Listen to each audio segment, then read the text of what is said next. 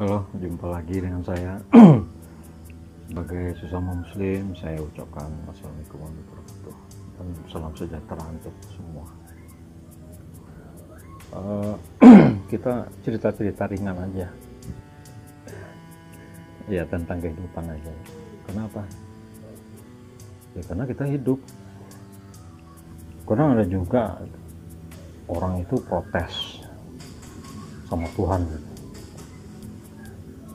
Saya nggak minta dilahirkan kok. Ini lucu gitu. Harusnya dia bersyukur karena diberi kesempatan untuk mengisi dunia. Tapi kalau menurut saya sih sebetulnya Tuhan itu mempercayakan kita untuk menjadi khalifah, untuk memperbaiki dunia. Makanya kita diturunkan ke bumi gitu. Ya itulah. Juga kadang kok saat kita sakit atau kesulitan gitu, kita kadang bertanya, Tuhan di mana? Saya sebetulnya masih agak sakit. Nah, kita bertanya, Tuhan di mana gitu. Tapi kita lupa kalau lagi ujian itu guru tuh diam. Nggak mungkin guru tuh ngomong atau apa. Ya itulah kehidupan tuh, kadang ada ujian, teguran, cobaan. Ya, sejenis itu lah gitu kan. Sebagai manusia, apa sih yang dicari dalam kehidupan ini gitu kan? Kita semuanya mempunyai agama, mempunyai kehidupan dengan bermacam-macam cara. Bahkan dalam beragama pun orang bermacam-macam cara melakukan. Tapi terserah individu masing-masing kan. Ada saatnya kita merenung tentang kehidupan. Kok habis, saya sih mau kemana gitu. Ya yang jelas kita nggak bisa sendiri untuk ngapa-ngapain aja. Kita pasti membutuhkan pihak luar untuk mewujudkan apapun. Contohnya seperti saya sekarang. Saya ngomong sendiri, kalau nggak saya posting orang nggak tahu kan mau benar apa enggak tentang ucapan saya ini. Itu terserah individu aja. Yang penting kita etikat baik, nggak boleh seuzon. Seuzon tuh merusak otak. Nah, ngomong-ngomong masalah otak nih, otak itu tuh terbungkus ini. Bentar, lu nggak pakai face shield? Tapi nggak usah lah ya, jarak sudah cukup memisahkan kita. Ada saatnya kita bahagia, ada saatnya berduka, ada saatnya sendiri rame-rame, bla bla bla bla lah, macam-macam gitu kan. Cuman begini, saat kita sedih ada semacam tetesan air keluar dari mata. Cara kerjanya nggak tahu, itu ilmuwan lah yang tahu. Kadang lagi bahagia pun juga ada tetesan air mata gitu. Ya nggak tahu juga. Ya meskipun kadang lagi tertawa terbahak-bahak, kadang sampai ada yang mengeluarkan yang harusnya ke kamar kecil. Tapi itu beda-beda kekuatan sifat dari tubuh manusia. Banyak sih ilmuwan meneliti tentang apa sih kehidupan, bagaimana menjalani kehidupan, bahkan muncul teori-teori yang sebetulnya sejarah itu yang kita akan mengulangi kesalahan yang sama. Tapi begini loh, manusia itu kan diciptakan Tuhan itu sebagai makhluk nisbi. Nisbi itu manusia itu diberi kebebasan untuk menolak atau menerima takdirnya. Menolak kehendaknya gitu. Beda sama malaikat dia patuh aja gitu. Beda juga dengan jin. Jin itu kan yang punya mata, mulut, telinga. Mau wujudnya nggak tahu. Nah, ada juga yang bilang di tubuh manusia itu sebetulnya ada dua unsur malaikat dan unsur jin. Jin itu punya akal gitu. Ini menarik sebetulnya. Ya tapi saya masih belum bisa memberikan penjabaran yang dalam seperti ini, takut ada yang tersinggung atau nggak setuju gitu kan. Tapi itulah dari berbagai bacaan yang saya lihat, saya baca, saya juga kadang nggak memahami, karena antara saya setuju dengan tidak itu kadang selalu muncul konflik dalam pikiran saya. Nah, manusia itu hebat sebetulnya semuanya, dengan struktur tubuhnya yang tersusun sangat indah, rapi gitu kan. Nah, di sini kebesaran Tuhan. Nggak tahu lagi mana cara Tuhan membuat proses pembuatan manusia entah berapa lama gitu. Itu urusan Tuhan. Nah, saat di dunia gitu kan, kita kan nih perlahan dari lahir dari janin terus lahir ini segala macam sampai kita punya, begitu juga otak berpikir terus kita berkembang gitu kan. Ya kita sebetulnya karena nisbi, kita terserah kita mau mengembangkan otak atau tidak, ya Tuhannya akan marah ya. Mungkin orang sekeliling juga akan marah sekali kita punya karakter yang merugikan masyarakat. Manusia itu, kata Munshut ya, bapak psikologinya itu, manusia itu seperti hierarki gitu, pada dasarnya.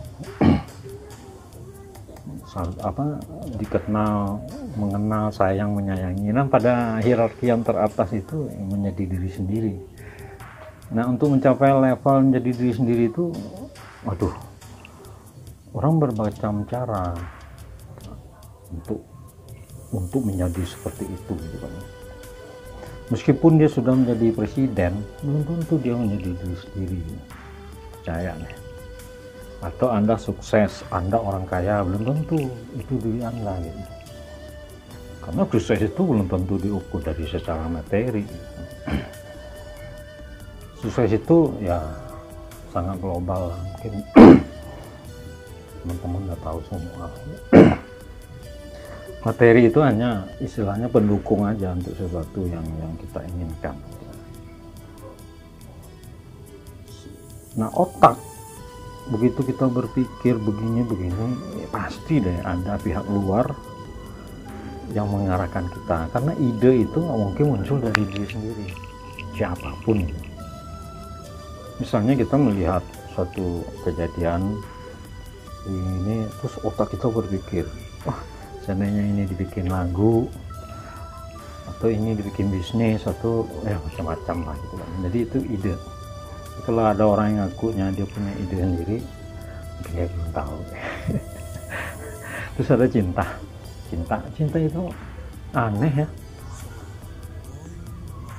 Mungkin cinta itu begini lah, berani memaafkan suatu kesalahan dengan rela gitu, karena di situ ada kekuatan menerima apapun adanya. Tapi nggak usah bahas cinta. Setiap manusia akan berbeda, baik pengalaman atau cara dia atau pendengaran dia atau pengalaman dia dalam hal cinta itu. Kalau di sini saya bilang cinta ke Allah itu lebih utama, nanti kan penyebarannya lebih luas, lebih panjang. Nah, kadang kita begini butuh pernyataan diri gitu. Saya ini loh, saya sebetulnya begini loh. Nah, yang kita butuhkan kan pihak luar. Iya dong. Nggak mungkin kita keluar ini kalau nggak ada mengakui. Atau nyelenehnya gini, kamu tuh cantik, waduh cantik, tapi sayangnya nggak ada yang tahu. Atau seperti ini, kamu tuh pintar loh, tapi nggak ada yang tahu. Buat apa pintar kalau nggak ada yang tahu? Nah, maka kita harus mengekspresikan diri, memperlihatkan. Nah, disinilah gangguannya saat kita muncul ke publik, ada godaan, tantangan segala macam gitu kan. ada pihak yang menyukai, ada yang tidak menyukai gitu kan.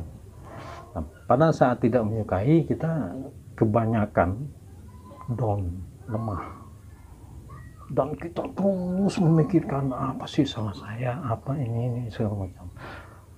Nah, bagi orang yang bodoh itu play the time, buang waktu gitu kan. Bagi orang yang pintar akan dijadikan suatu manfaat. Ini menurut saya. Contohnya, saya nyanyi nih, apa suara si Anton tuh gini-gini aja namanya. Kalau saya pikirin, saya stop loh nyanyi. Tapi apa yang saya pikirin? Saya masih berani megang mic, masih berani tampil, nggak ada masalah. Yang lain ngelihat mic aja udah keringat dingin. Nah, ini contoh-contoh sederhana aja.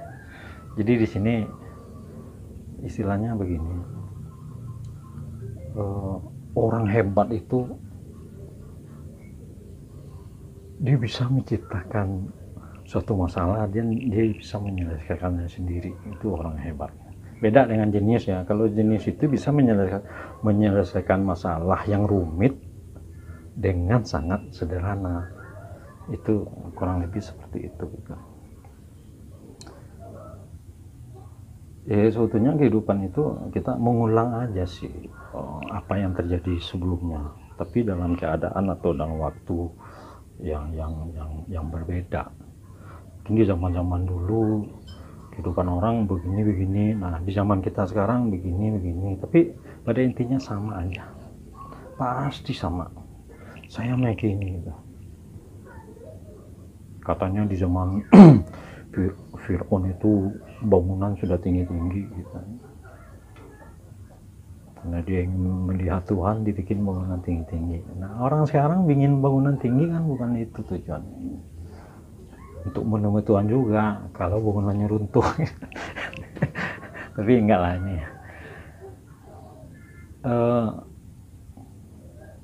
Sebetulnya ada yang mau saya sampaikan. Tapi di sini kan ada etika ya. Ada etika dan ada logika. Meskipun nggak ada estetika, nggak ada yang menariknya. Tapi ini konten aja sih sebetulnya, konten. Harapannya dalam hidup itu saya pribadi berusaha memberikan yang baik. Meskipun nggak bisa memberikan yang terbaik.